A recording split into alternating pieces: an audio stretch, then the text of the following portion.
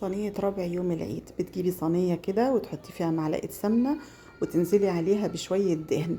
الدهن ده كده حمريه في قلبها كويس، وبعد كده هنزل عليها باللحمة.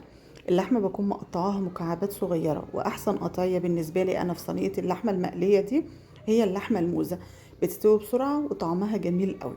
بعد كده تكون النار عالية معاكي قوي والسمنة سخنة قوي، برضو هنزل عليها بمكعبات اللحمة، وحاولي ما تقلبيش خالص. اول ما تلاقيها اتحمرت من تحت ومفيش مية نزلت منها، روحي مقلبة بقى براحتك وبرضو على نار عالية. برش هنا رشة سكر، وتقدري تحطيها قبل اللحمة، بتكرملها وبتبقى حلوة زي ما انتوا شايفينها في قلب الصينية كده.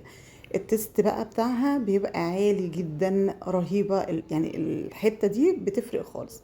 بعد كده نص كوباية كده او 3/4 كوباية مية سخنة بحطها عليها، وبهدي النار وبغطيها كويس، وبسيبها تبقى 3/4 سوا. بعد كده لما المية تنشف بكشفها، وبظبط الملح بتاعها، وبحط فلفل اسود، وبرش رشة صغيرة من السبع بهارات. بكون محضرة جنبي بصل ابيض وبصل احمر، بس البصل الاحمر اقل، يعني لو انت عاملة بصلتين ابيض يبقى واحدة بس احمر. بقطعها حلقات بالشكل ده كده، وبفكها كده في قلب اللحمة واسيبها تتدبل. اول ما تدبل معايا بنزل برضو بطماطمتين 2 مكعبات صغيرة، وعليها قرنين شطة كده حراقين، وتقدري تحطي فلفل عادي بارد لو ما بتحبيش الحراق. ما بتحتاجش اي حاجة تاني.